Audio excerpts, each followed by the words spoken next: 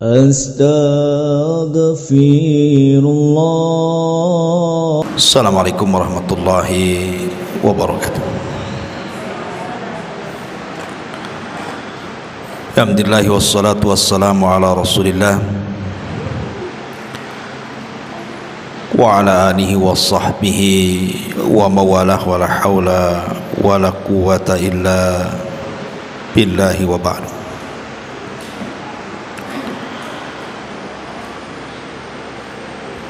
Alhamdulillah, di pagi ini kita bisa duduk kembali untuk bertalabul ilmi, dan kajian di pagi hari ini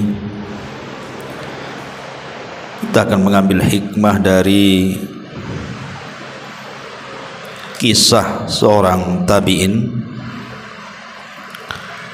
yang bernama Abu Kilabah Abdullah ibnu Zaidin al-Jurmi. Abu Kilabah Abdullah ibn Zaid al-Jurmi al-Basri.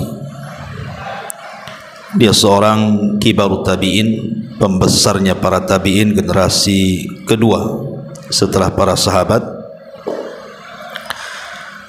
dan dia seorang perawi hadis yang sangat thiqah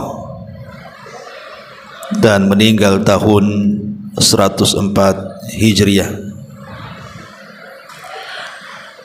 dan dia hidup sempat berjumpa dengan kekhilafahan Umar bin Abdul Aziz rahimahullahu ta'ala. Bagaimana kisahnya? Tapi saya tidak hendak mengkisahkan biografi secara utuh.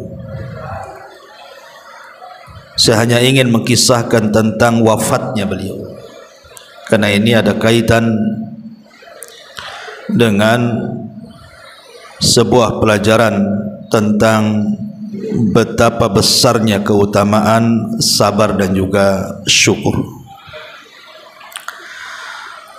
Ma'asyiral muslimat yang dimuliakan Allah Subhanahu wa taala,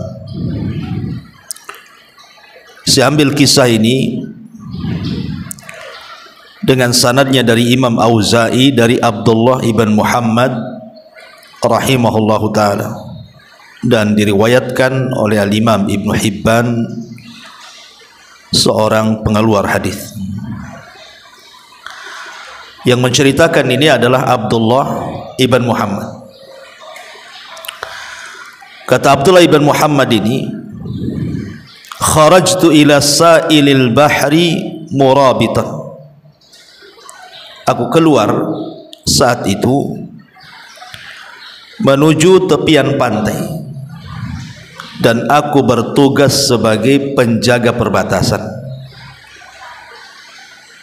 Maksudnya perbatasan antar negeri Islam dan negeri kafir.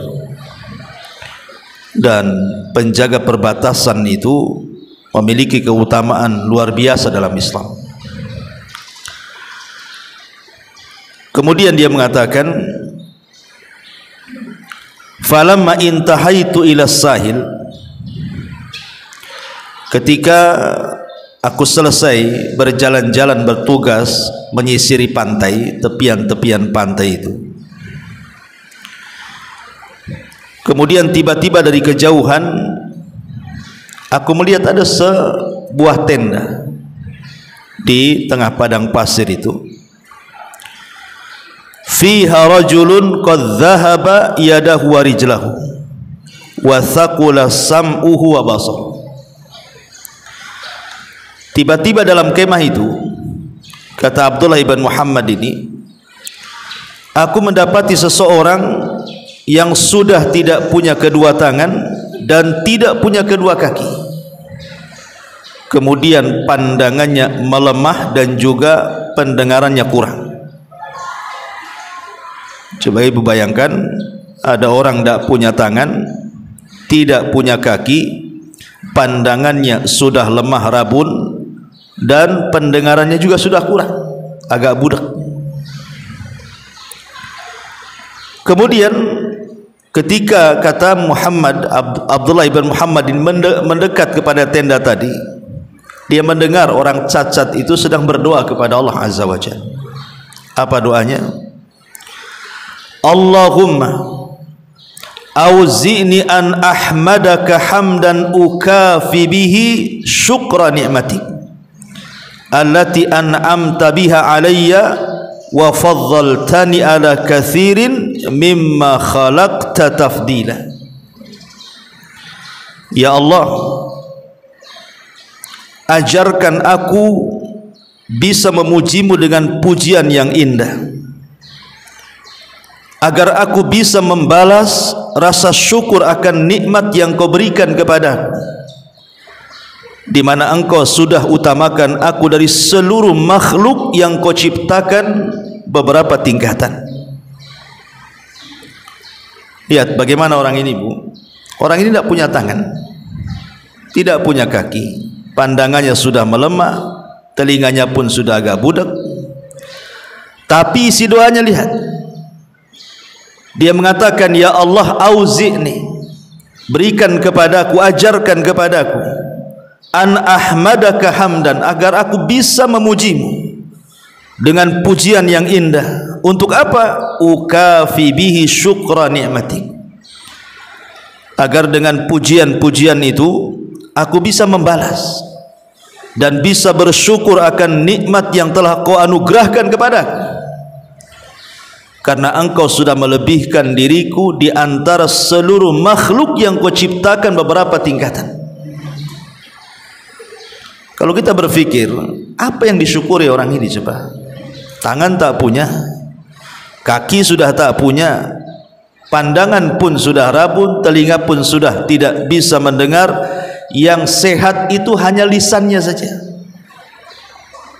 tapi dia berusaha dengan lisan yang sehat itulah dia bersyukur akan nikmat Allah Azza wa Jalla.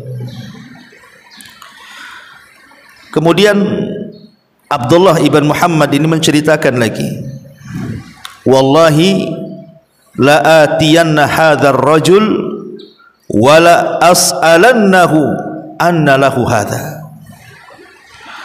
Kemudian dia mengatakan, demi Allah, aku harus tahu orang ini, aku harus tanya, kok bisa orang seperti itu memuji sedemikian rupa kepada Allah Subhanahu wa ta'ala dan bersyukur akan nikmat dan ingin terus membalas nikmat itu dengan kesyukuran.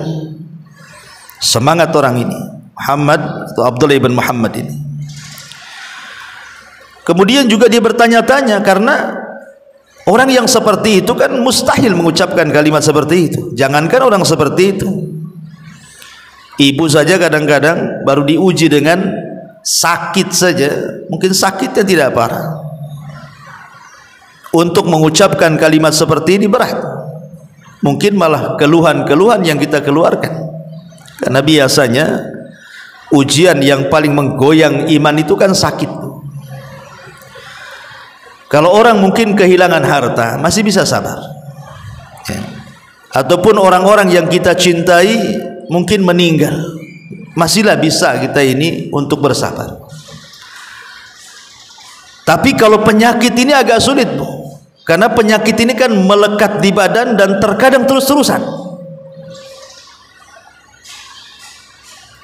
Makanya kita lihat orang-orang yang sakit itu biasanya lebih banyak putus asa dibandingkan dia bersabar, kecuali dia punya iman. Terkadang orang sakit ini sudah tidak berpikir, Bu. Kalau ada orang mengatakan yang penting sehat, mau ke dukun, yang penting sehat, sudah enggak dipikir akidahnya lurus enggak lurus gitu ya. Mau musyrik mau kafir enggak peduli orang sakit itu, yang penting sembuh. Itulah orang sakit kayak gitu, Bu. Makanya setan itu lebih dekat kepada orang sakit tuh. Kemudian diciptakannya putus asa orang sakit ini. Lah sementara orang ini tidak ada raut putus asa sama sekali, malah dia dengan kondisi seperti itu malah bersyukur sekali gitu ya. Dengan kedua tangannya yang putus, kedua kakinya yang putus, mata dan telinganya sudah kurang juga, tapi terus memuji Allah Subhanahu wa ta'ala dan bersyukur akan nikmat yang pernah Allah anugerahkan kepadanya. Sehingga Abdullah ibn Muhammad ini mengatakan, apakah orang itu mengucapkan karena paham karena ilmu atau karena Allah berikan ilham sehingga dia mengatakan seperti itu. Jadi dia berusaha untuk mendatangi orang itu. Fa ataitur rajula fasallamtu alaihi, maka aku pun datang kepada orang itu dan mengucapkan salam. Assalamualaikum. Maka orang itu menjawab salam, waalaikumsalam warahmatullahi wabarakatuh.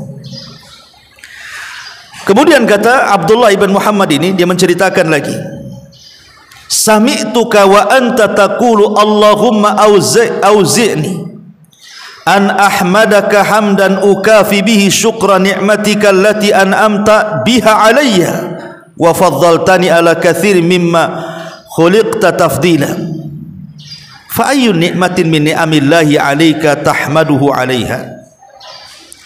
Jadi kata Abdullah ibn Muhammad bertanya, maaf Tuhan, saya mendengar kamu tadi mengucapkan kalimat ya Allah, ajarkan aku agar aku bisa memujimu dengan pujian yang indah.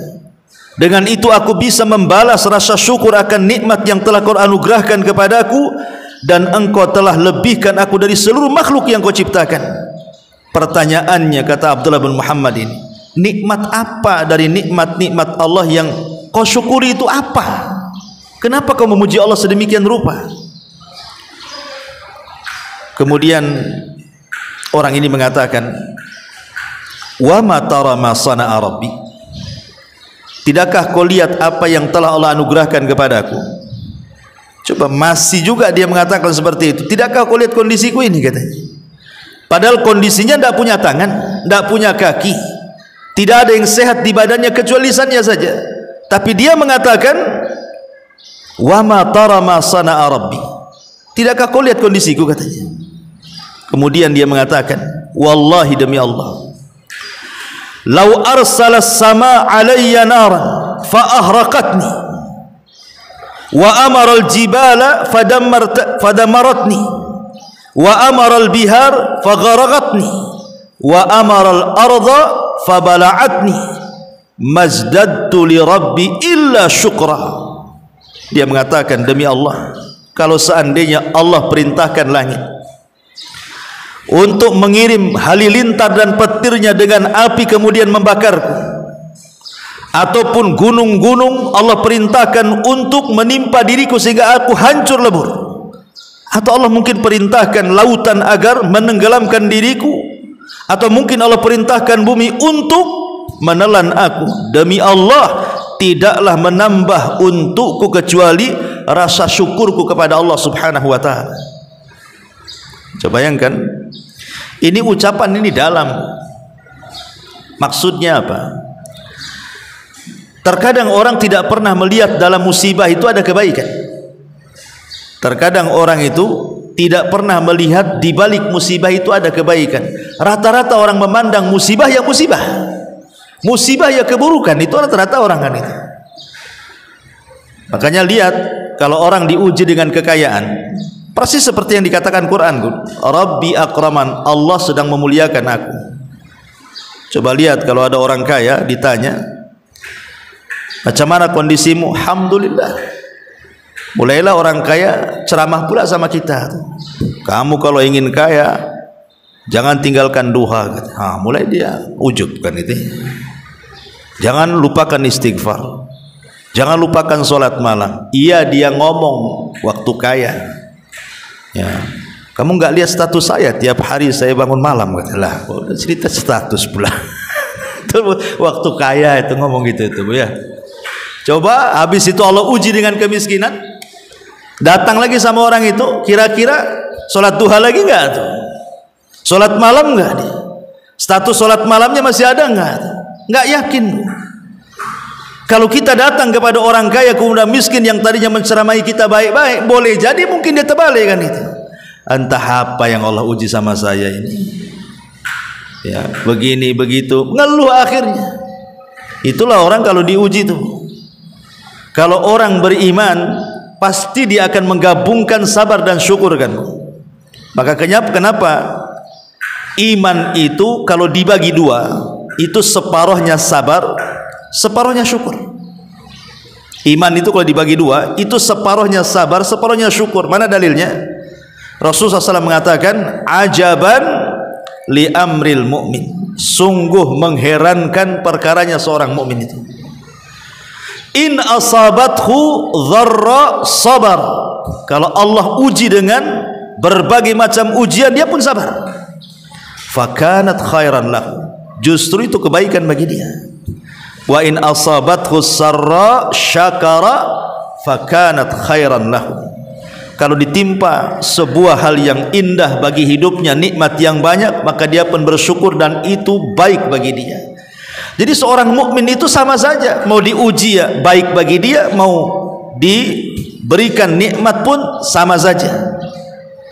Maknanya kemiskinan tidak menjadikan dia kufur, kemudian kekayaan pun tidak menjadikan dia kufur. Dua-duanya sama. Ya. Kita teruskan. Ya. Jadi orang ini mengatakan, sekiranya Allah memberikan berbagai macam ujian kepadaku, mau langit mengirimkan halilintar kepadaku, mau gunung menimpaku, mau lautan menenggelamku, dan begitu seterusnya, tetap aku tidak akan menambah kecuali kesyukuranku kepada Rabbku, kata orang ini. Kemudian dia mengatakan, kenapa alasannya? Alasannya, lima an'ama alayya min lisani hadha. Karena dari seluruh badanku Allah belum membuat cacat lisanku. Aku masih bisa bersyukur. Ya. Okelah, tanganku hilang, kakiku hilang, pandanganku sudah mulai rabun, telingaku sudah mulai kurang, tapi lisanku masih sehat.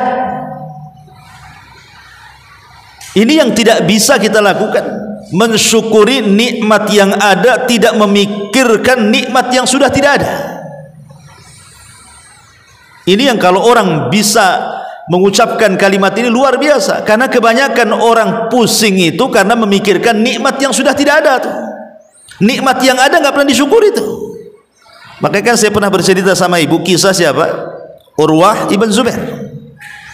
Urwah ibn Zubair rahimahullahu ta'ala, putra daripada Zubair ibn Awam, orang yang paling abid, ahli ibadah, paling sabar, paling syukur. Luar biasa biografinya itu Urwah bin Zubair ini. Jadi saat kakinya Urwah ini harus diamputasi, saat kakinya Urwah diamputasi karena penyakit, ya seperti mungkin kena gula kan harus diamputasi itu kadang-kadang kan. Kemudian dia menghadap tabib dokter dan mengatakan, apakah kakiku harus dipotong atau diamputasi? Kata dokter, ya, ini tidak bisa diselamatkan. Kemudian dokter mengatakan, tetapi Urwah, ya Imam, ketika dipotong kakimu pasti kau akan merasakan sakit yang luar biasa. Sebaiknya kau minum khamr.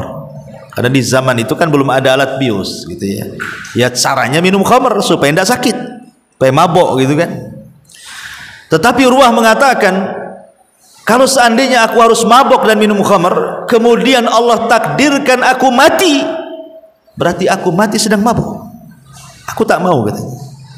Sebaiknya tunggu aku melaksanakan 2 rakaat solat, waktu solat itulah kau potong, katanya, kakiku. Kalau Allah takdirkan aku mati, berarti aku mati dalam kondisi solat. Luar biasa kan. Ya, harusnya kita ini berdoa seperti itu, minta kepada Allah kalau bisa kita diwafatkan itu dalam posisi ibadah, ya, supaya secara lahiriah itu mengarah kepada husnul khotimah. Ya. Akhirnya ketika dia sholat betul-betul dipotong. Ya namanya dipotong ya sakit, walaupun sedang sholat. Akhirnya kemudian karena dia tidak tahan, pingsanlah Urwah ini, pingsan. Maka sang tabib berusaha untuk menyadarkan Urwah ini, suruh bangun. Ketika Urwah siuman, datang pula kemudian orang menghabarkan bahwa putranya meninggal. Baru dia siuman dari amputasi itu, tiba-tiba dihabarkan kepada Urwah, ya Urwah, anakmu meninggal. Coba bayangkan, terkadang ujian ini datang bertubi-tubi itu. Habis hilang kakinya, datang pula kabar anaknya meninggal.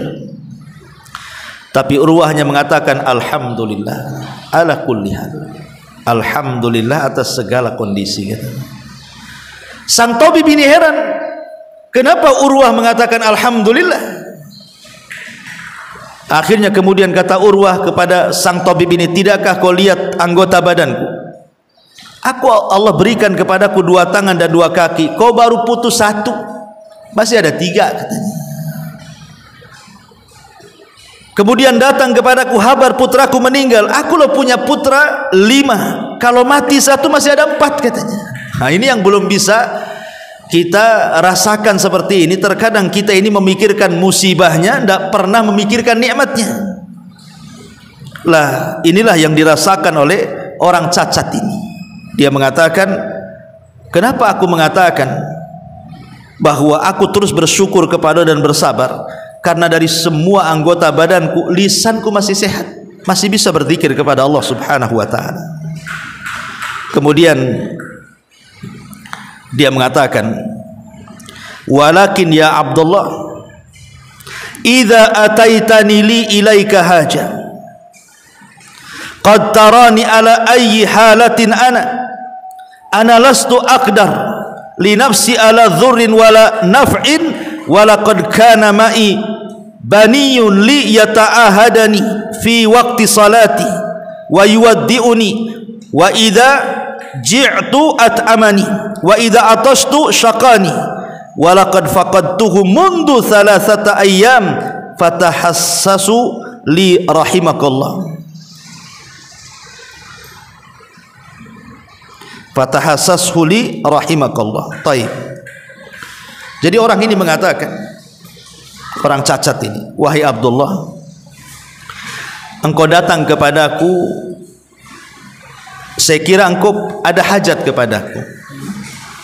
Tetapi dia mengatakan, kau lihat kondisiku sekarang kan, aku tidak punya kaki, tidak punya tangan, pandanganku melemah, kemudian pendengaranku juga melemah. Aku tidak sanggup untuk menolak madarat ataupun memberikan manfaat. Sebenarnya di tenda ini ada anak kecil, itu anakku. Dia setiap hari menolong solatku, mewudukan aku. Apabila aku lapar, dialah yang memberi makan kepadaku. Apabila aku haus, dialah yang memberikan minum kepadaku. Masalahnya wahai Abdullah, anak itu sudah 3 hari menghilang. Tolong cari untukku, bisa enggak katanya. Artinya orang cacat ini sudah 3 hari tidak makan, 3 hari tidak minum. Ya mungkin kalau sholat, mungkin dengan cara meniatkan begitu, karena tidak punya tangan untuk wudu tak bisa, tayamum juga tak bisa. Ya mungkin dengan cara dipikirkan kan, itu dibayangkan. Pakai apa? Nggak punya tangan, nggak punya kaki. Berarti kondisinya mengenaskan. 3 hari tak makan, tak minum, seperti apa coba? Kalau bukan karena Allah Subhanahu wa ta'ala, mungkin sudah mati orang cacat ini. Tapi Allah masih berikan kekuatan dia hidup, sehingga dia minta kepada Abdullah bin Muhammad ini, bisa enggak kau carikan anakku tuh, sudah 3 hari tak pulang dia. Ya. Kemudian kata Abdullah bin Muhammad, dia mengatakan, wallahi, demi Allah, orang sepertimu layak dibantu. Orang sepertimu layak dibantu, karena membantu orang sepertimu a'dhamu indallahi ajran. Demi Allah, ini pahala yang sangat besar. Saya akan cari. Tapi sifatkan anakmu seperti apa? Ya. Akhirnya kemudian dia pun menceritakan anaknya begini. Kemudian famadaitu, aku pun pergi. Dia mengatakan, ketika aku pergi ghaira ba'id, sudah tidak jauh dari tenda tuh. Ya, hatta sirtu baina kithban minar ramli. Ketika aku sudah tidak jauh dari tenda itu, aku melihat kok ada jasad tergeletak di antara pasir-pasir, padang pasir. Fa idza ana bil ghulam qad iftarasahu sab'un wa akalalah. Tiba-tiba aku melihat ada jasad, separuh dagingnya sudah habis dimakan binatang buas, dan dia pun sudah tergeletak mati. Fastarja'tu, aku pun mengatakan, inna lillah wa inna ilaihi raji'un. Inna lillah wa inna ilaihi raji'un. Rupanya anak itu adalah anak daripada orang cacat itu. Berarti orang cacat itu sudah nggak punya apa-apa lagi kan? Anak satu-satunya yang membantu mewudukan, menyolatkan, menyuapkan, memberi minum dan juga memberikan kebutuhan orang tuanya ini rupanya sudah meninggal dunia. Dan mengenaskan meninggalnya karena diterkam serigala, diterkam harimau atau apa binatang buas dan dimakan sebagian dagingnya. Kemudian orang ini Abdullah bin Muhammad mengatakan, aku bingung apa yang harus aku katakan kepada orang cacat itu. Fa bainama ana muqbilu nahwihi id khatara alayya qalbi, id khatara ala qalbi dzikra Ayyub alaihi salatu wassalam. Jadi saat dia kemudian bingung nih mau menceritakan apa ini, teringatlah satu kisah Nabi Ayyub alaihi salatu wassalam. Mulailah kemudian setelah dia merancang untuk menghibur orang cacat itu dengan sebuah pertanyaan tentang kisah Nabi Ayyub, mulailah dia mendekat dan hendak menghabarkan kematian putranya, tapi dimukodimahi dengan cerita dulu. Harusnya begitu, Bu. Ya, kalau ada kawan ibu kena musibah gitu ya, mungkin dia nggak dengar, mungkin saudaranya meninggal atau apa orang yang dicintainya meninggal, atau mungkin rumahnya kebakaran atau apalah kan, dan orang ini belum tahu. Ya, jangan langsung diceritakan ulang, nanti shock nantinya. Tapi dihibur dulu gitu maksudnya. Baru setelah tenang, baru cerita. Seperti kisahnya siapa? Ummu Salamah. Ya. Jadi Ummu Salamah itu kan punya anak kecil, anak daripada Abu Talha, tapi bukan anaknya dari istri sebelumnya. Abu Talha itu punya anak namanya Abu Umair. Itu anak yang paling dicintai Abu Talha. Jadi ketika Abu Talha keluar dalam sebuah hajat beberapa hari, kan anak itu lagi sakit, kemudian dirawat oleh Ummu Sulaim. Ya. Bukan Ummu Salamah, Ummu Sulaim. Namanya Rumaisah bintu Milhan. Yang Rasul habarkan, aku melihat Rumaisah di sorga. Ummu Sulaim. Ya. Jadi Ummu Sulaim ini merawat anaknya, tapi Allah takdirkan meninggal juga gitu ya. Kemudian dia marah sama keluarganya karena ketika meninggal anak itu, keluarga Abu Talha banyak menangis. Kata Ummu Sulaim, kalau kalian menangis di rumah ini keluar, jangan ada yang menangis, dan jangan ada yang menceritakan kisah kematiannya dengan suamiku kecuali aku, katanya. Jadi ketika Abu Talha datang, Abu Talha ya biasa, kayak saya ini seorang bapak punya anak kecil, ya pasti nanya anaknya lah, apalagi habis safar kan gitu ya, apalagi anak itu masih kecil. Tapi Ummu Sulaim ini cerdas, anak itu dimandikan, kemudian didandani, kemudian ditidurkan seolah-olah tidak mati. Ya. Jadi ketika Abu Talha melihat anaknya sedang tertidur, kata Ummu Sulaim, jangan kau bangunkan, dia sedang tertidur, sebaiknya kau makan dulu. Nah, kebetulan Ummu Sulaim sudah memasakkan masakan kesukaan Abu Talha. Kemudian malam itu betul-betul Ummu Sulaim berdandan. Ini yang nggak bisa dilakukan ibu-ibu nih. Ya, kadang-kadang kalau ada musibah itu, entah saudaranya meninggal, udah kusut semua, Bu. Padahal ibu masih ada suami itu. Ya, lihat Ummu Sulaim, walaupun ada musibah tetap dia akan dandan untuk suaminya. Ini murung aja, nggak mau dandan seminggu bawa bawang kan itu. Jadi Ummu Sulaim ini tetap dandan melayani suaminya sampai betul-betul kemudian setelah melayani suaminya, suaminya tidur biar istirahat, namanya baru datang kan, hilang capeknya, sudah kenyang perutnya, ya, kemudian sudah syahwatnya terobati, kemudian lelah letihnya sudah hilang karena tidur kan itu. Artinya kan otaknya sudah mulai tenang tuh, karena tiga-tiganya sudah terpenuhi. Baru sepertiga malam akhir bangun, barulah Ummu Sulaim bercerita. Ya, ceritanya pun tidak langsung mengatakan anak mau meninggal, loh, enggak. Dia coba memberikan mukadimah dulu dengan mengatakan, bang, bagaimana kalau tetangga sebelah nitip barang nih, tiba-tiba titipan itu mau diambil lagi, kasih nggak nih, apa ditahan? Kata Abu Talha, ya dikasih lah, itu kan barang orang, katanya.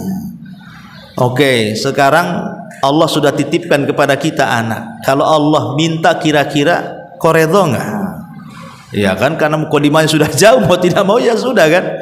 Sempat mau marah gimana kan itu, kenapa nggak ngasih tahu dari awal kan itu ya. Tapi lihat kebaikannya Ummu Sulaim beradalah Abu Talha. Makanya dia kemudian keesokan harinya membawa jasad putranya kepada Rasulullah dan menceritakan apa yang dilakukan Ummu Sulaim istrinya kepadanya. Apa kata Rasulullah? Semoga Allah memberkahi malam kalian ketika melakukan hubungan. Rupanya kehilangan Abu Umair, lahirlah banyak keturunan dari Ummu Sulaim dan Abu Talha. Ya. Lah ini nih Abdullah ibn Muhammad ini ingin menceritakan kepada siapa? Orang cacat ini dengan mukadimah dulu, menceritakan tentang kisah Nabi Ayub. Jadi dia mengatakan, ya fulan, ya, bagaimana tentang Nabi Ayub? Anta akram alallah am Ayub an-nabi? Wahai Tuhan, saya mau tanya sama kamu, kalau engkau dibandingkan dengan Nabi Ayub, mana yang lebih mulia?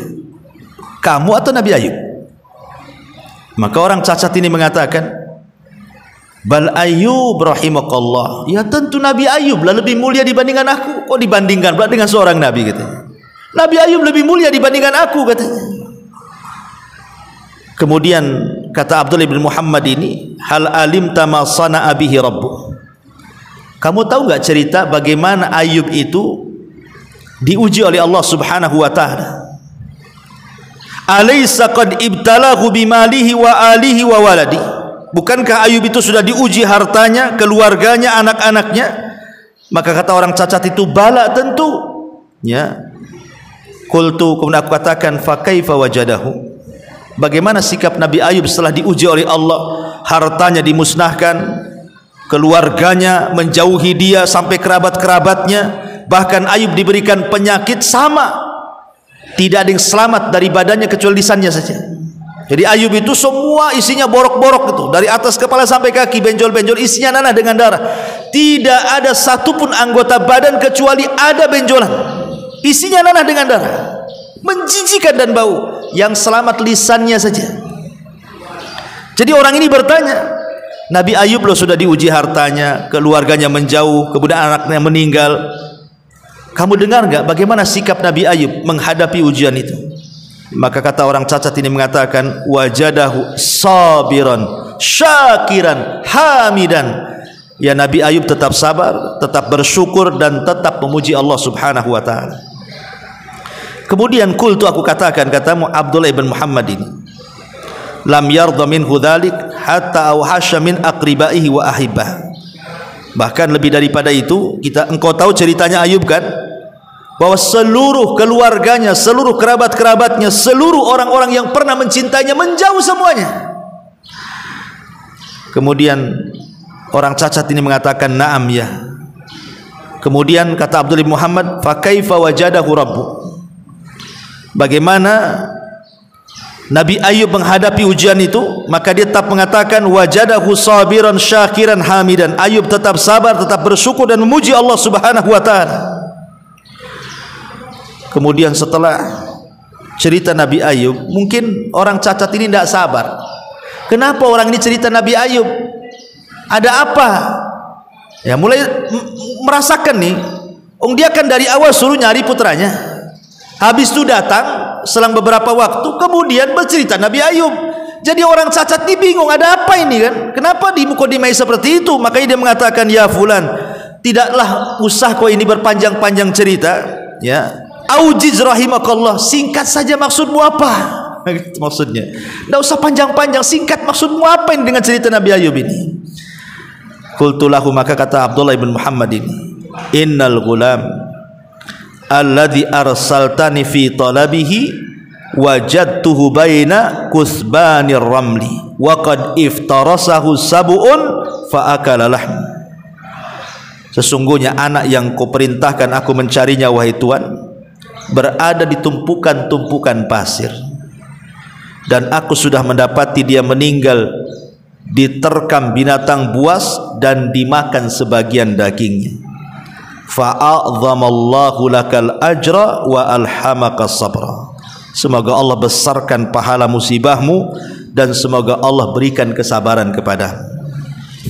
Coba ibu bisa bayangkan musibah orang ini, ya. Sudah hidup sendirian di kemah, tidak ada orang lain kecuali dia. Kemudian Allah berikan ujian, tangannya hilang, kakinya pun tak ada, pendengarannya pun kurang, matanya pun sudah rabun, dia pun harus dilayan lagi dengan anaknya. Kalau solat, anaknya yang membantu dia solat, anaknya yang mewudukan. Kalau dia lapar, anak yang beri makan. Kalau dia haus, anak yang berikan minum, dan begitu seterusnya. Tiba-tiba yang selama ini anaknya yang membantu dia meninggal dunia. Ini ujian apa lagi nih? Ya, luar biasa ujiannya. Makanya kemudian Abdullah bin Muhammad dia berusaha menyabarkan, semoga Allah membesarkan pahalamu dan semoga Allah membesarkan kesabaran. Tiba-tiba orang ini mengatakan, alhamdulillah alladzi lam yakhluq min dzurriyyati khalqan ya'sihi fayu'adzab bin nari.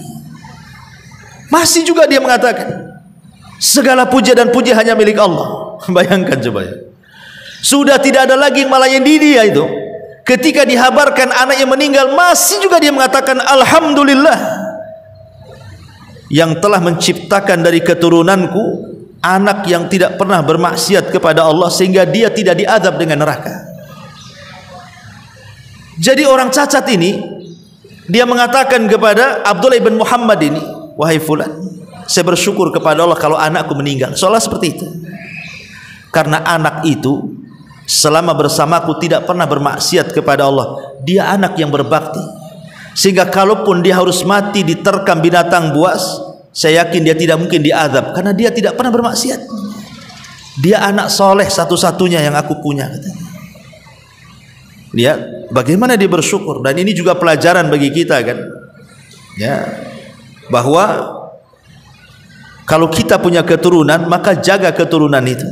Jangan sampai kemudian anak yang kita banggakan, yang harusnya mendoakan kita setelah kematian, dia pula yang menyeret kita dari api neraka. Dan bersyukurlah kalau Allah Subhanahu wa taala uji kita dengan kematian anak kita yang belum balik. Artinya anak itu belum punya dosa kan, dan kelak akan jadi syafaat bagi orang tuanya. Ma'asyiral muslimat yang dimuliakan Allah Subhanahu wa taala. Kemudian dia pun istarja mengucapkan innalillah wa inna ilaihi rajiun wa sahika sahqatan famata. Kemudian dia tersedak, ya, seraya menghembuskan nyawa terakhirnya, kemudian dia pun meninggal dunia. Kata Abdullah ibn Muhammad, inna lillah wa inna ilaihi rajiun, azumat musibati, sungguh besar musibah ini. Orang seperti dia yang Allah berikan cacat yang luar biasa dari tangan, kaki, pendengaran, penglihatan, dan kehidupannya juga tidak ada apa-apa di tenda itu kecuali dia dan anaknya. Tapi orang ini melihat kesabaran yang luar biasa. Akhirnya kemudian dia mengatakan, demi Allah, apa yang harus aku lakukan dengan jasad orang ini, katanya. Kalau aku seandainya mengurus jasad ini, aku membawanya, aku tidak sanggup membawanya. Kalau aku urus dia fardu kifayah, tidak ada perlengkapan di sini, aku sendirian. Akhirnya dia pun sedih, hanya bisa menutup jasadnya, kemudian menangis di dekat kepalanya. Kata Abdullah bin Muhammad, aku hanya bisa menangis karena tidak bisa ngurus jasadnya, ya. Kemudian tiba-tiba ketika dia sedang menangis, ittahajjama alayya arba'atu rijalin, tiba-tiba datang 4 orang lewat di situ, ya. Kemudian 4 orang yang lewat di situ mendengar di dalam tenda itu ada orang nangis. Turunlah 4 orang ini, kemudian melihat ke dalam tenda, rupanya kenal kepada orang ini. Kau di sini wahai Abdullah ibn Muhammad, ada apa engkau di sini? Ya. Kemudian Abdullah ibn Muhammad menceritakan dari mulai dia datang ketemu orang ini sampai kemudian disuruh mencari anaknya sampai kemudian meninggal, diceritakan lengkap. Jadi 4 orang ini heran, ya. Akhirnya kemudian 4 orang ini mengatakan, bisa kau singkap tuh wajahnya orang ini?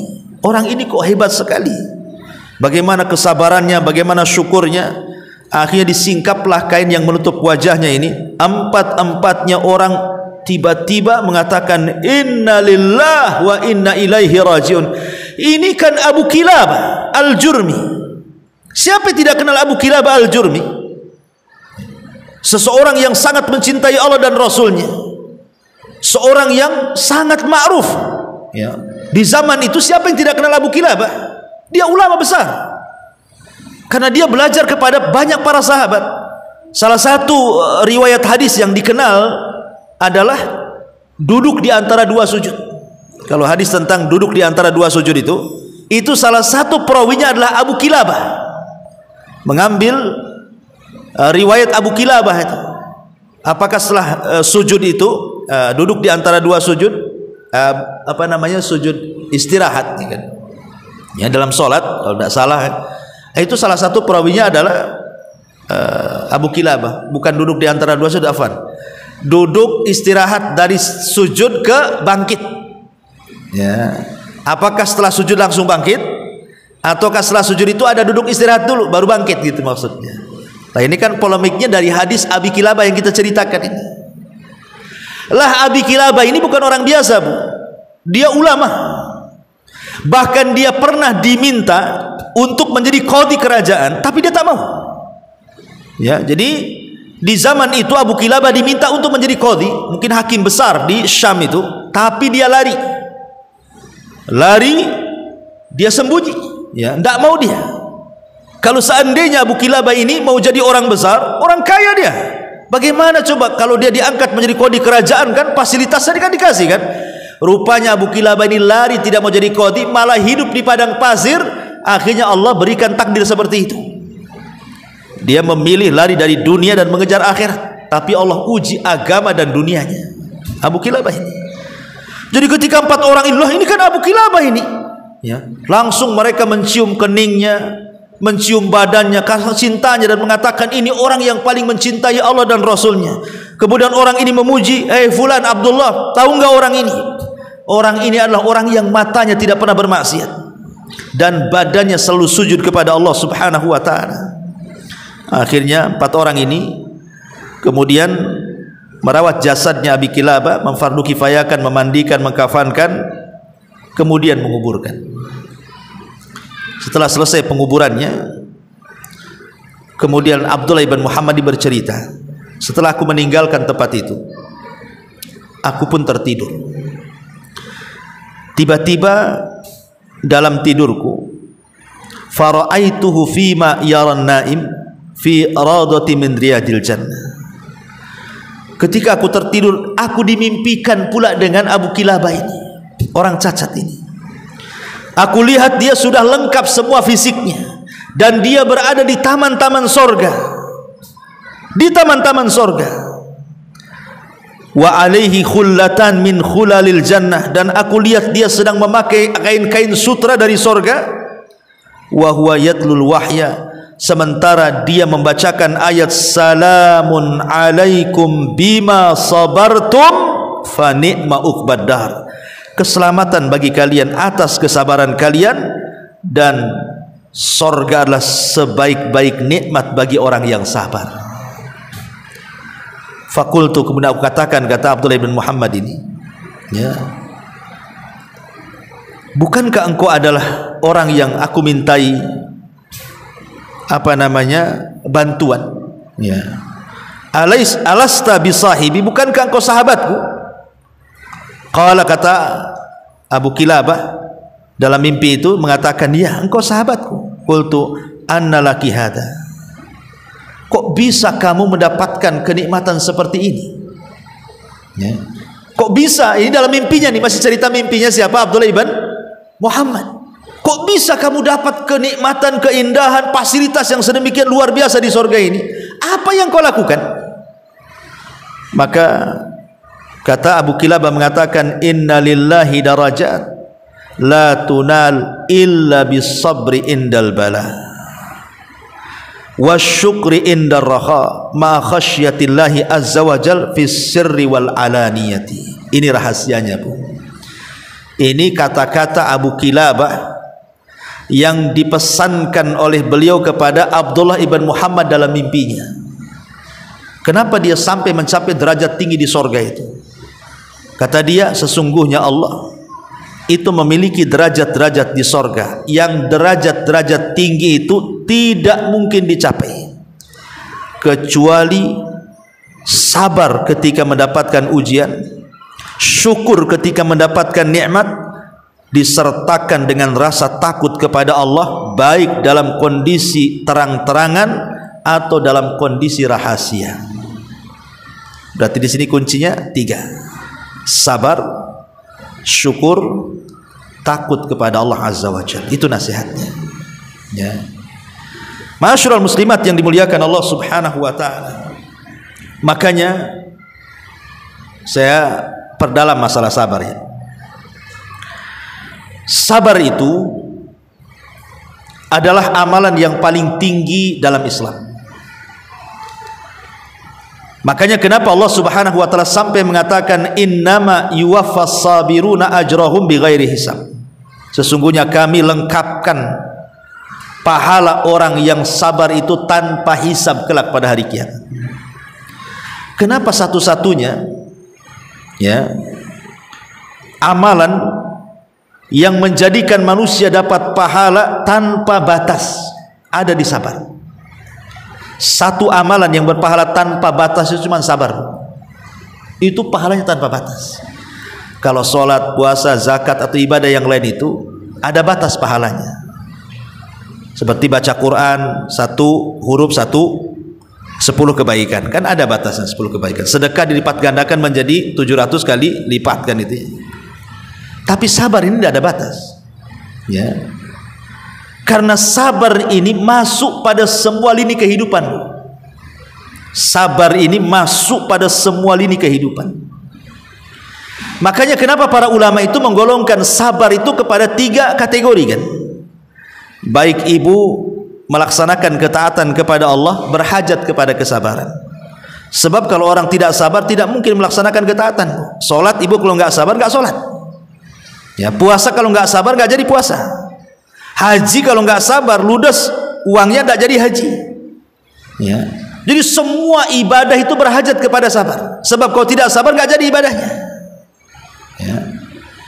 Kemudian yang kedua, sabar juga mencakup meninggalkan semua kemaksiatan. Ketika ada orang gibah, sabar untuk tidak ikut gibah. Ketika ada orang bermaksiat, sabar untuk tidak maksiat. Ketika ada orang minum khamr, sabar tidak ikut minum khamr.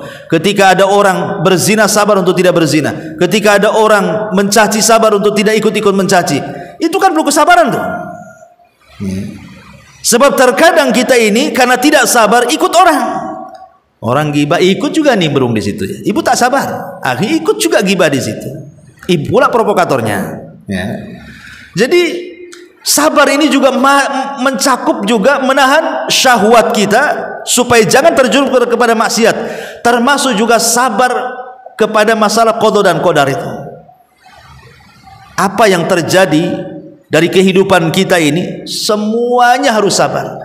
Ibu menghadapi badan ibu sendiri harus sabar, menghadapi suami harus sabar, menghadapi anak-anak harus sabar, menghadapi tetangga harus sabar, menghadapi penyakit harus sabar, menghadapi ekonomi harus sabar. Jadi sabar itu masuk ke semua lini, ya. Masuk kemana-mana gitu sabar itu. Makanya kenapa sabar ini luar biasa dalam Al-Quran, sampai-sampai Allah Subhanahu wa ta'ala ketika bicara soal sabar itu menyebutkan 90 kali dalam Quran itu kalimat sabar itu. Saking mulianya sabar, terkadang diiringkan disebut satu nafas dengan perintah solat, dengan kalimat solat. Seperti Allah mengatakan wasta'inu bis sabri was solat. Mintalah pertolongan kepada dengan sabar dan solat. Terkadang diiringkan dengan solat. Dan kita tahu ibadah solat itu ibadah luar biasa. Terkadang Allah Subhanahu wa ta'ala iringkan sabar itu dengan kebersamaan Allah dengan hambanya. Innallaha ma'as sabirin. Allah akan bersama orang-orang yang sabar. Dan kebersamaan Allah dengan orang sabar ini kebersamaan khusus, bukan kebersamaan umum, ya. Terkadang Allah Subhanahu wa ta'ala iringkan dengan al-falah. Falah itu artinya kesuksesan, keberuntungan. Seperti Allah mengatakan dalam Al-Quran, ya ayyuhalladzina amanu sabiru wasabiru warabitu wattaqullaha la'allakum tuflihun. Wahai orang-orang yang beriman, bersabarlah kamu, kuatkanlah kesabaranmu, dan tetapkanlah bersiagamu, dan bertakwalah kepada Allah agar kamu beruntung. Allah sebut iringkan dengan kalimat falah. Bahkan terkadang Allah juga iringkan dengan syukur. Allah mengatakan inna fi dzalika laayatin likulli sabarin syakur. Ya. Jadi sabar ini luar biasa karena Allah iringkan dengan ibadah-ibadah mulia. Terkadang begini Bu, kalau kita tadi telaah ya kisah Abu Kilabah Al-Jurmi Al-Basri At-Tabi ini, dan juga tadi saya selipkan kisah Nabi Ayub. Ya, maksud saya gini Bu, terkadang ada orang sabar karena dia menghadapi penyakit. Dengan kesabaran itulah akhirnya sembuh penyakitnya. Justru dengan sabar itulah menyembuhkan penyakit kan Bu. Sebab kalau orang tidak sabar, semua obat diminum matilah dia. Ya, karena nggak sabar, kata dokter makan ini 3 kali, dimakannya 7 kali sama dia. Karena nggak sabar. Ya. Atau mungkin karena saking keselnya dokter itu, ibu bolak-balik, sebenarnya sudah nggak ada obat dokter itu. Tapi ibu bolak-balik ke dokter, kesel lah dokter itu. Mungkin dia bercanda, minumlah air kencingmu katanya. Padahal bercanda, diminum air kencing mati. Ini dokternya bercanda karena nggak sabar kan gitu ya. Orang nggak sabar itu cepat mati itu nantinya ya. Sabar, kadang-kadang sabar itu membuahkan hasil. Ya. Kadang kata dokter jangan makan ini, jangan makan itu, jangan makan ini. Betul-betul ibu turuti itu. Oh jangan makan ini, dihindari makan itu. Betul-betul sembuh. Tapi orang yang nggak sabar, semua pantangan main makan saja. Kata dokter jangan dimakan, dimakan. Ini jangan makan ini, kolesterol naik. Nggak apa-apa. Kan itu semua takdir. Kalau Allah berkehendak, jadilah mati dia. Kan gitu ya Bu ya. Makanya terkadang sabar itu membawakan hasil. Tapi kalau seandainya Allah takdirkan, ibu mungkin sudah sakit, ibu sudah sabar, tapi sampai mati Bu, nggak membuahkan hasil sabarnya. Betul-betul ibu meninggal, tapi ibu meninggal di atas kesabaran. Apakah kemudian percuma sabarnya? Tidak. Perhatikan sebuah hadis. Nabi SAW sampai mengatakan dalam hadis Jabir bin Abdullah radhiyallahu anhu yang dikeluarkan Imam Tirmidzi dan disahihkan oleh Syekh Albani rahimahullah, yawaddu ahlul afiyati yaumal qiyamah hina yu'ta ahlul bala ats-tsawaba law anna juludahum kanat qurridat fid dunya bil maqarid. Nanti pada hari kiamat orang-orang yang tidak pernah diuji itu dengan sakit, sehat aja hidupnya ya. Tapi kemudian anggaplah meninggalnya ketabrak mati, tapi tidak pernah dia sakit di dunia tuh. Betul-betul sehat di dunia. Jadi ketika pada hari kiamat dia melihat bagaimana pahala yang Allah berikan kepada orang yang diuji dan sabar luar biasa, mereka pun yawaddu ahlul afiyah, kata Rasul, orang-orang yang sehat di dunia berangan-angan yaumal qiyamah, pada hari kiamat. Hina yu'ta ahlul bala, ketika orang-orang yang diuji oleh Allah diberikan pahala banyak, yu'ta ahlul bala tsawab, diberikan pahala banyak, mereka pun mengatakan lau anna juludahum kanat quridat fid dunya bil maqarid, seandainya sewaktu mereka di dunia mereka siap kalaupun harus dikuliti kulitnya sehingga lepas dari dagingnya. Ya. Itu nanti angan-angan penduduk di akhirat tuh. Ya. Baru mereka sadar betapa tingginya kesabaran ketika menghadapi musibah, sampai-sampai orang-orang sehat mengatakan coba aku di dunia dikuliti tidak apa-apa, kalau akhirnya pahala yang Allah berikan kepada orang sabar itu sebesar ini gitu maksudnya. Ini kan luar biasa. Tapi ini kan angan-angan nanti. Kita sudah tahu angan-angan orang-orang sehat di akhirat itu seperti ini kan, sudah tahu dalam hadisnya bahwa mereka akan berangan-angan seperti itu. Tapi kenyataannya kan tidak juga kita terhibur dengan hadis ini.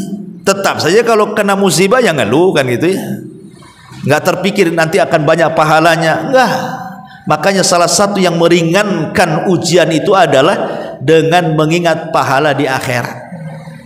Hanya dengan itu, apalagi ya, seperti Abu Kilabah ini, tidak punya tangan, nggak punya kaki, pandangan rabun, telinga sudah nggak ada, tidak ada yang sehat kecuali lisannya, tapi dia tahu bahwa di sana ada jaza, ada balasan, makanya dia sabar ya. Ma'asyiral muslimat yang dimuliakan Allah Azza wa Jalla. Makanya sebuah hadis yang dikeluarkan Bukhari Muslim, kata Rasul, ma u'tiya ahadun ata'an khairan ma u'tiya ahadun ata khaira awsa minas sabri. Tidaklah seseorang itu diberikan pemberian khairun, lebih baik daripada kesabaran. Ya, ini luar biasa. Ya. Ma'asyiral muslimat yang dimuliakan Allah Subhanahu wa taala. Kenapa sabar itu sedemikian indahnya dan agungnya? Sampai-sampai perkataan Ummul Mukminin Aisyah radhiyallahu anha mengatakan apa? Fasabrun jamil. Sabar itu indah. Ini kata-kata siapa? Aisyah. Aisyah yang mengatakan fasabrun jamil. Sabar itu indah. Dia menukilkan perkataan siapa? Nabi Ayub saat kehilangan Yusuf. Nabi Ayub mengatakan fasabrun jamil. Sabar itu indah. Diulang lagi oleh Aisyah radhiyallahu anha, fasabrun jamil. Sabar itu indah. Kenapa Aisyah radhiyallahu anha mengatakan ucapan ini? Karena ketika itu Aisyah sedang diuji, difitnah oleh orang munafik, dia berzina dengan Safwan ibn Mu'attil, sehingga dibicarakan satu penduduk Madinah. Ada yang terpengaruh dan itu kebanyakan, dan ada yang tidak terpengaruh dan itu sedikit. Sampai Nabi SAW bingung, bagaimana mungkin wanita yang selama ini dicintainya, ya, putri daripada As-Siddiq Abu Bakar Siddiq radhiyallahu anhu, wanita yang sangat cerdas dan mulia, bisa melakukan perzinahan dengan Safwan ibn Mu'attil. Begitu kabarnya, sampai Rasul terpengaruh loh. Dia nunggu wahyu selama 1 bulan, kok nggak datang-datang wahyunya tuh, apakah Aisyah berzina atau tidak. Sampai akhirnya dia harus menanyakan sendiri langsung kepada Aisyah radhiyallahu anha setelah 1 bulan tidak pernah berjumpa. Padahal selama ini dia selalu di samping Aisyah, tapi karena masih menunggu wahyu, disabarinya Rasul tidak menjumpai Aisyah sampai 1 bulan. Coba bayangkan. Dan Aisyah ketika itu kan masih kecil. Artinya masih kecil kan, perasaannya lebih peka dibandingkan orang yang sudah tua, yang sudah banyak musibah teruji dengan dia kan gitu. Aisyah masih kecil, ya. Sehingga ketika itu Rasul langsung bertanya, langsung main tembak saja, Aisyah, kalau kau ingin ngaku, nggak apa-apa, ngaku saja, ya. Kemudian bertobat, nanti Allah terima tobatmu. Tapi kalau engkau tidak merasa, maka yakinlah pasti akan datang pembelaan Allah. Pasti akan turun wahyu dari langit, akan membebaskan kamu dari tuduhan itu. Coba Rasul memberikan 2 soalan, ngaku atau tidak. Kalimat ini kan berat bagi Aisyah. Kalau umpamanya suami ibu gitu nuduh sama ibu kan, itu kan berat pertanyaannya, Bu, karena seolah-olah tidak membela, seolah-olah terpengaruh dengan isu di luar. Sehingga Aisyah radhiyallahu mengatakan kepada ibunya dan juga ayahnya Abu Bakar, tolong jawab ucapan Nabi. Saya tidak bisa jawab ini. Ibu bapaknya tidak bisa jawab, hanya bisa menangis saja Abu Bakar dan ibunya Ummu Rumanto. Akhirnya Aisyah, karena sudah tidak ada pembelaan, Rasul mendesak dengan 2 pertanyaan, ibu bapaknya tidak membela dia dan tidak berikan jawaban. Dari situlah muncul kalimat fasabrun jamil. Rupanya sabar itu indah katanya. Apa yang harus aku lakukan kan itu? Ibu bapakku tidak membelaku, Rasul tetap mendesak dengan 2 pertanyaan. Apa yang bisa aku lakukan? Aisyah mengatakan fasabrun jamil, ambil selimutnya kemudian nangis. Nah, itulah yang dilakukan perempuan, nangis saja, apalagi kan itu ibu ya. Ibu ada masalah nangis kan itu. Artinya di sini, kenapa sabar itu indah dikatakan Aisyah radhiyallahu anha? Karena tidak ada sifat dalam Al-Quran melebihi kemuliaan sabar. Karena Allah berikan 3 keutamaan. Cukuplah sabar itu. Kenapa begitu indah? Karena Allah subhanahu wa ta'ala berikan 3 keutamaan yang Allah tidak diberikan kepada yang lainnya. Perhatikan ayat, wala nabluwannakum bisyai'im minal khawfi wal ju'i wa naqsim minal amwali wal anfusi wal thamarat wa basyiris sabirin alladzina idza asabathum musibatun qalu inna lillahi wa inna ilaihi raji'un ulaika alaihim salawatun min rabbihim wa rahmah wa ulaika humul muhtadin. Dan kami pasti akan menguji kamu dengan sedikit ketakutan, kelaparan, kekurangan harta, jiwa dan buah-buahan, dan sampaikanlah kabar gembira kepada orang-orang yang sabar. Orang-orang yang apabila ditimpa musibah mereka mengatakan innalillahi wa inna ilaihi rajiun, sesungguhnya kami milik Allah dan akan kembali kepada Allah. Apa kabar gembiranya? Inilah yang kita sedang bicarakan. Ulaika alaihim, mereka itulah akan memperoleh apa? Satu, salawatu mir rabbihim, Allah berikan ampunan akan dosa-dosanya. Yang kedua, warahmah, Allah akan cucurkan rahmatnya kepadanya, kasih sayangnya kepadanya. Wa ulaika humul muhtadun, dan yang ketiga, Allah akan berikan petunjuk kepada mereka. Ampunan, rahmat, petunjuk, ini yang kita hajatkan di dunia. Apalagi tiga-tiganya Allah berikan kepada orang-orang yang sabar, dan Allah tidak berikan kepada yang lainnya. Ya, ma'asyiral muslimat yang dimuliakan Allah Subhanahu wa taala. Dan untuk menutup kajian kita, apa sih buah daripada sabar itu? Pertama, ar-ridha bi qada'illahi wa tuma'ninati wasyu'ur bis sa'adah. Kata ulama yang pertama, buah dari sabar itu orang menjadi redha dengan ketentuan Allah dan juga merasa tenang, dan dia pasti akan senantiasa bahagia. Ibu kalau berjalan dengan takdir, Bu, ibu tidak akan ngeluh. Ya, kalau ibu berjalan dengan takdir, ibu tidak akan ngeluh. Contoh umpamanya diberikan musibah penyakit, ibu mengatakan ini sudah takdir Allah. Sebelum langit dan bumi diciptakan 500 tahun, memang sudah ditulis hari ini, detik ini, jam ini, bulan ini, tahun ini saya harus sakit. Apa yang harus aku lakukan? Kan sudah ditulis di atas. Selesai lah kan gitu. Memang ini sudah ketentuannya, aku harus sakit hari ini. Tapi kalau kita pikir, Bu, dalam setahun lah, pertanyaan saya, ibu lebih banyak menangis atau tertawa? Lebih banyak bahagia atau susah? Lebih banyak makan ataukah lapar? Lebih banyak minum ataukah kehausan? Lebih banyak bercanda ataukah menangis? Kita bisa hitung dalam setahun ini kan. Sebenarnya kebahagiaan yang Allah anugerahkan kepada itu jauh lebih lama dibandingkan keperitan hidup kan. Cuman masalahnya terkadang gara-gara keperitan hidup itu, kebahagiaan yang begitu banyak yang Allah nikmati kepada kita itu, kita lupakan tuh masalahnya. Kalau kita hitung-hitung setahun itu, mungkin lebih banyak senangnya kok kita ini, sedikit sekali mungkin tidak senangnya. Tapi terkadang orang lebih memikirkan yang tidak senang dan melupakan yang senang, itu masalahnya. Nah, kalau kita berjalan dengan takdir kata para ulama, maka ini adalah samaratus sabri, ini buah daripada sabar. Yang kedua, bisabri tatahaqqaq al-izzatu wal karamatu wat ta'idu minallah. Kalau sabar, maka Allah akan berikan izzah, kemuliaan,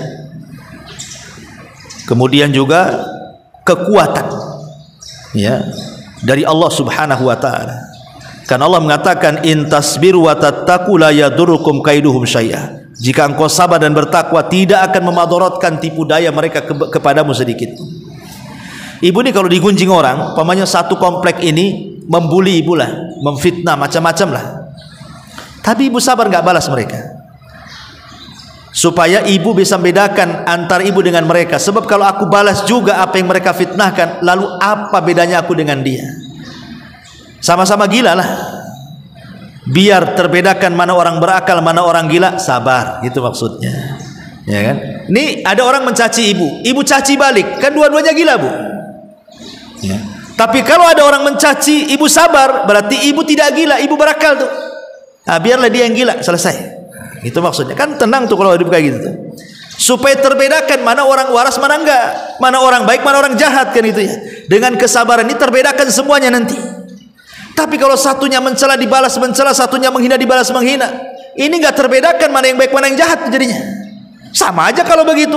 Terkadang orang yang dicela mencela baik lebih mencela daripada orang mencela, itu lebih parah lagi tuh. Ya. Mencela orang itu tidak seberapa ke kita, kita pula mencela banyak sama dia, kan itu seolah-olah dendam berlipat ganda. Ya. Boleh kita membalas kejahatan itu, tapi dengan kejahatan yang sama. Ya. Kalau saya boleh bahasa kasar umpamanya, orang itu mengatakan anjing kau, maka kalaupun kita harus membalas, kata-katanya dibalikan saja, kau yang anjing, selesai, gitu ya. Jangan ditambah, kau babi juga, kan itu. Ini ibu tidak boleh menambah dua kata tuh, kan? Kan dia mengatakan kita cuma satu, balikin lagi yang satu itu, jangan ditambah lagi. Makanya Allah mengatakan fajaza'u sayyi'atin sayyi'atu mithluha, kan itu. Sayyi'atu mithluha. Fajaza'u sayyi'atin sayyi'atu mithluha, kata Allah. Balasan orang yang berbuat buruk itu dengan keburukan yang sama, jangan lebih. Ya. Itu kalau kita tidak sabar maksudnya ya. Kalau harus pun menjawab orang itu, maka jawablah dengan yang semisal. Tapi kalau sabar lebih baik, gitu maksudnya. Ini kan kalau harus menjawab, ya. Ini yang kedua. Yang ketiga, kama annahu sababun lil auni wan nusrati wal madadi minallah. Sebagaimana sabar juga sebab pertolongan Allah turun dan bantuan Allah Subhanahu wa taala. Allah mengatakan dalam surah Al-Imran ayat 125, bala in tasbiru wa tattaqu wa ya'tukum min fawrihim hadza yumdidkum rabbukum bi khamsati alafi minal malaikati musawwimin. Ketika bercerita tentang perang Badar, kalau kalian mau sabar, maka Allah akan berikan kekuatan kepada kalian dengan 5.000 malaikat yang akan menolong kalian. Jadi sabar itu akan membuahkan hasil pertolongan dari Allah Subhanahu wa taala. Kemudian juga sabar itu yurisu sahibuhu darajatal imam, akan mewariskan kepada orang yang sabar itu derajat kepemimpinan. Kepemimpinan di sisi Allah Subhanahu wa taala. Wa ja'alna minhum a'immah, dan ada orang-orang dari mereka yang kami jadikan imam-imam, pemimpin-pemimpin, yahduna bi amrina, mereka memberikan petunjuk dengan perintah kami, lamma sabaru, ketika mereka sabar. Kemudian juga itlaqul busyra li ahli sabri, Allah menghabar gembirakan, wabasyiri sabirin, pokoknya berbahagialah dengan berita Allah. Siapapun orang sabar pasti akan dapat berita baik dari Allah Subhanahu wa taala. Dan yang terakhir tentunya adalah wa fawqa kulli hadza an-naimul muqim fi jannatin arduha as-samawati wal ardh. Dan segala apa yang diuraikan para ulama adalah orang yang sabar pasti akan mendapatkan surga yang luasnya selangit dan sebumi, sebagaimana Allah mengatakan jannatu adnin, surga Aden, yadkhulunaha, mereka akan memasukinya, wa man saluha min abaihim wa azwajihim wa dzurriyyatihim, dan dari orang-orang yang baik, baik bapaknya, istrinya atau anaknya, wal malaikatu yadkhuluna alaihi min kulli bab, malaikat akan datang ke semua pintu dan mengatakan salamun alaikum bima sabartum fa ni'ma uqbadar, keselamatan bagi kalian karena kesabaran kalian, dan surga itulah sebaik-baik nikmat bagi orang yang sabar. Inilah di antara faedah kisah daripada Abu Kilabah Al-Jurmi At-Tabi'i Al-Basri rahimahullahu taala. Wallahu a'lam. Bu, taib, sebelum saya tutup, mungkin ada yang bertanya, silakan.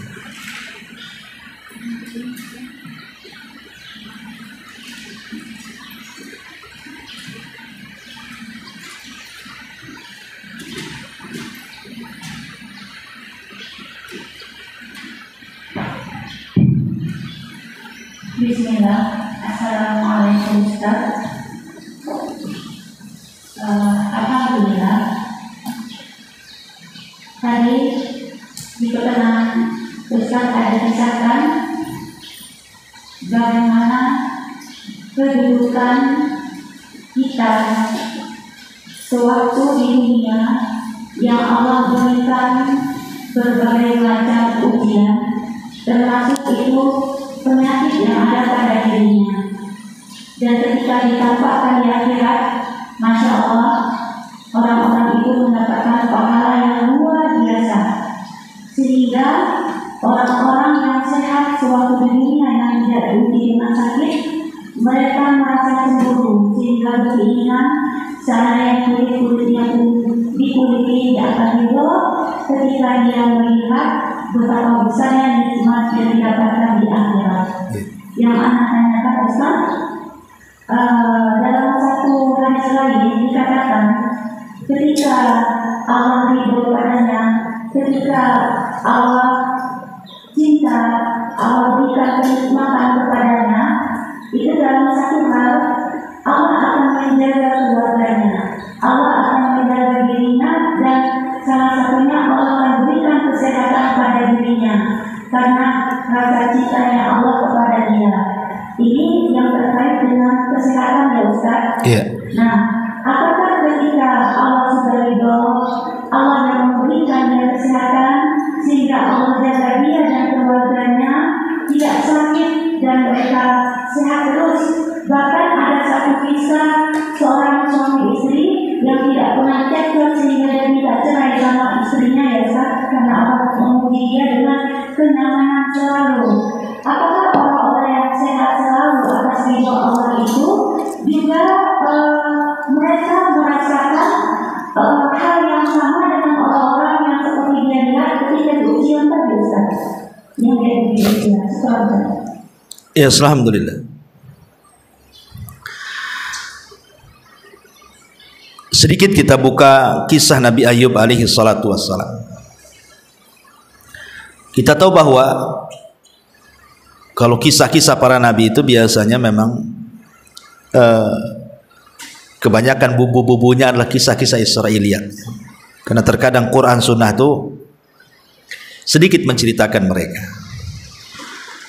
Dan anehnya juga kisah Nabi Ayub itu Allah Subhanahu wa taala sebut di banyak ayat dalam Al-Quran, masyhur kisahnya, tapi tidak dicantumkan secara detail kecuali masalah sakitnya saja, dan itu pun ada di hadis Nabi Shallallahu Alaihi Wasallam. Nah, salah satu kisah Israiliyat hanya pelezat kisah saja ya, karena kita tidak berpegang kepada kisah-kisah Israiliyat, kita ini berpegang kepada Quran dan Sunnah. Israiliyat itu kan hanya pelezat kisah saja. Kita tidak boleh mendustakan secara mutlak, tidak boleh membenarkan secara mutlak, karena diadopsi dari Injil ataupun Taurat kan itu ya. Jadi kita tahu bahwa syaitan itu pernah mengadu kepada Allah Azza wa Jal karena tidak mampu menggoda Ayub. Tidak bisa menggoda Ayub. Ayub diberikan kenikmatan banyak, badannya sehat, satu keluarganya udah sehat, kaya, udah kaya, dihormati, anak-anaknya juga soleh-soleh semua ya. Dan dia juga seorang nabi, artinya kan nikmat luar biasa. Dari dunia akhiratnya ada Nabi Ayub itu. Sehingga setan ini menghadap kepada Allah Azza wa Jalla karena tidak bisa menggoda Ayub dan mengatakan, ya Rabb, pantas saja Ayub itu susah kugoda karena Engkau berikan banyak nikmat. Coba seandainya ku habiskan nikmat itu, aku dapat peluang untuk menggodanya. Kata Allah, silahkan, Ayub adalah hamba pilihanku, kau tidak bisa menggodanya. Akhirnya kemudian Ayub pun diuji oleh Allah Azza wa Jalla dengan cara apa? Kekayaannya ludas, habis ya. Orang paling kaya jadi orang paling miskin. Kemudian setan berusaha menggoda Ayub alaihi salatu wassalam, tapi Ayub semua mengembalikan kepada Allah. Allah menguji diriku karena dia sayang denganku. Sebagaimana ayat Al-Quran dalam doanya Nabi Ayub itu, qala rabbi inni massaniya dzur wa anta arhamur rahimin. Ya, tetap Ayub mengatakan, ya Allah, rahmati aku, Engkau zat yang maha pemberi kasih sayang dari hamba-hambamu penyayang. Tetap sabar dia dengan memuji Allah. Pada setan menggoda dia tuh, memberikan was-was, hartamu sudah habis loh Ayub. Tapi Ayub tetap mengatakan, ya Allah, rahmati aku karena Engkau zat yang maha pengasih dari seluruh hamba-hamba penyayang. Bersabar. Akhirnya peluang yang pertama gagal, dibuat peluang yang kedua, diwafatkan semua putra-putra Ayub. Ada yang mengatakan diundang ke salah satu rumah, kemudian digempakan, rumah itu roboh, mati semua anaknya ya. Baru saja ludes hartanya, sekarang semuanya mati anaknya. Tapi Ayub masih sabar, dan dia tetap mengatakan, Allahumma irhamni wa anta arhamur rahimin. Ya Allah, rahmati aku, Engkau zat yang maha pemberi kasih sayang dari semua hamba-hamba penyayang. Hilang tuh peluangnya tuh, datang peluang yang terakhir. Dan ini yang saya tadi diceritakan, peluang sakit. Orang bisa sabar ketika harta hilang, orang bisa sabar saat kematian. Ini sakitnya nggak sabar nih.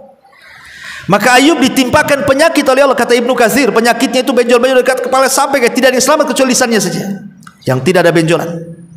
Itulah Ayub berzikir terus dengan lisannya. Nggak sabar, istrinya tak sabar. Ayub sabar, tapi istrinya tak sabar. Jadi setan masuk lewat istrinya dan mengatakan, ya Ayub, anta nabiyullah, lau da'auta rabbaka fa innahu sayastajibu lak. Wahai Ayub, kau ini nabi Allah, kau orang pilihan Allah, berdoalah kepada Allah, tidak mungkin Allah nggak mengijabah kamu loh, kau seorang nabi. Nah, mulai was-was dari istri itu. Ya, itu setan yang paling dekat tuh istri. Akhirnya diwaswasi itu Nabi Ayub itu, berdoa kepada Allah. Kau nabi loh, masa kau diam saja kan? Lihat hartamu habis, anak kita mati, kau udah kebanyakan penyakit, cemana ini? Stres istrinya. Kenapa istrinya ngomong begitu coba? Wajar istrinya Ayub ngomong begitu sebenarnya, bukan aneh, bukan putus asa, tidak. Karena yang selama ini memberi makan Ayub itu istrinya, dia yang bekerja ke sana kemari. Sebenarnya tidak putus asa istrinya Ayub. Masalahnya setelah orang-orang tahu itu istrinya Ayub, semua menolak dia. Kenapa? Karena takut dia membawa penyakit yang menular dari penyakit Ayub. Semua menolak, nggak ada yang mau menerima istrinya Ayub bekerja. Sehingga ya ada, gimana saya harus cari kemana lagi kan? Ya, sampai terpaksa dia potong rambutnya kemudian dijual. Rambutnya istri dia Ayub dijual. Karena di zaman itu, jangan cerita istri Nabi Ayub, ibu masih kecil-kecil aja rambut masih berharga kan, zaman dulu kan, ibu masih SD lah kan gitu ya, rambut itu kan masih berharga, ya dijual kok zaman dulu, kok sekarang nggak ada lah kan, dibuang kalau sekarang. Jadi sampai seperti itu, makanya dia ngomong seperti itu, wahai suamiku, kau ini seorang nabi, berdoa kepada Allah, sudah nggak tahan gitu bahasanya, orang-orang sudah menolak. Tapi Ayub kemudian mengatakan kepada istrinya, mengingatkan nikmat. Coba renungkan, istriku, berapa sih nikmat yang Allah telah anugerahkan kepada kita? Berapa tahun? 70 tahun. Ya, sab'ina sanatan. 70 tahun. Pertanyaannya, berapa tahun Allah uji kita? 18 tahun. Coba bandingkan nikmat Allah yang Allah berikan kepada kita. Kita kaya, kita banyak keturunan, kita sehat, kita bahagia. 70 tahun Allah baru nguji kita ini hanya 18 tahun. Kalau seandainya aku sabar 70 tahun lagi, sama dengan nikmat yang Allah berikan, ini pun belum apa-apa katanya. Ini kan luar biasa Imamus Sabirin. Ya, karena tadi saya ulang-ulang bahwa kita ini terkadang mengingat nikmat itu ketika di atas nikmat, tapi tidak pernah mengingat nikmat ketika diberikan ujian. Ya, syahidnya dengan pertanyaan itu adalah bagaimana setan itu berusaha mencari peluang supaya orang itu putus asa kalau dia sakit, supaya orang itu bermaksiat kalau dia sehat, kalau dia kaya, kalau dia melampaui dan begitu seterusnya. Terkadang dengan peluang-peluang yang terkadang setan itu menggoda bukan di jalur kejahatan saja, terkadang dari kebaikan pun dia uji. Seperti yang saya contohkan tadi. Ya, kalau ada orang kaya, oh Rabbi akroman, Allah sedang memuliakan aku. Nasihati kita, yalah kau miskin kau gak pernah sholat duha katanya. Kan gitu ya. Seolah-olah apa? Seolah-olah dia kaya itu Allah sedang sayang dengan dia. Akhirnya dia ceramai orang, ujub dengan amalan dia. Tapi ketika miskin, tak ada pula ceramah-ceramah orang kaya. Yang ada nyungsap semua usapannya. Artinya bahwa kalau ada suami istri gak bercerai, ya, kalau ada orang sakit kemudian sedekah kok tidak sembuh-sembuh. Saya dengar Ustadz ngomong kalau sedekah penyakitnya sembuh. Kok nggak sembuh-sembuh? Iya, ibu tidak sholat. Kan gitu. Satu sisi itu kan setan masuk pulang dari situ kan. Sedekah, nggak usah sholat nanti sembuh kamu kan gitu. Ya tidak sembuh-sembuh, gimana pula kalau satu sisi dia beribadah, ibadah pentingnya boleh ditinggalkan. Jadi terkadang belum tentu orang yang sehat terus kemudian tidak bercerai-cerai terus, sakinah terus gitu ya. Tapi kalau kehidupan mereka jauh daripada syariat, sesungguhnya mereka itu tidak dalam kehidupan bahagia, tidak sedang baik-baik saja, mungkin bahasa seperti itu. Dan itu boleh saja istidraj. Istidraj itu sengaja Allah berikan nikmat, nanti pada waktunya tidak di dunia, di akhirat Allah adab. Gitu maksudnya. Ya, mungkin di dunia selamat dia dari makar Allah, tapi di akhirat tidak ada satupun yang selamat. Masalahnya setan ini terkadang memberikan was-was kepada yang lainnya dan mengatakan, kamu yang ngaji, kamu yang sholat, kamu yang ikut sunnah, kamu kayak gini. Tengok tuh orang awam tuh, tak sholat tak apa, senang hidupnya. Nah, di sini setan kadang-kadang buka peluang tuh. Justru ketika kita semakin dekat kepada Allah, disitulah ujian turun. Karena Allah mengatakan innallaha idza ahabba 'abdan ibtalahu. Allah itu kalau suka dengan hambanya, karena dia dekat dengan Allah, Allah uji dia. Bukan dibiarkan, bukan disenangkan, diuji dia. Betulkah keimanan dia ataukah dusta? Faman radiya falahu ridha wa man sakhita falahu sukhtu. Kalau dia redha dengan ujian itu, Allah tambah lagi ujiannya. Redha lagi, Allah tambah lagi. Karena ujian itu disesuaikan dengan iman. Kalau makin kuat imannya, kencang pula ujian itu. Kalau imannya makin rendah, Allah kurangi ujiannya. Dan Allah tidak mungkin membebani sesuatu kepada orang yang tidak sanggup untuk terbebani dengan sesuatu itu. La yukallifullahu nafsan illa wus'aha. Jadi jangan pernah tertipu atau baik melihat orang atau diri sendiri kalau itu hanya sekedar istidraj dari Allah Azza wa Jalla. Ya, wallahu a'lam. Ya, mudah-mudahan nyambung lah jawabannya. Baik, saya kira cukup ya. Saya ada acara. Mudah-mudahan ada manfaatnya. Subhanakallahumma bihamdika, asyhadu an la ilaha illa anta, astaghfiruka.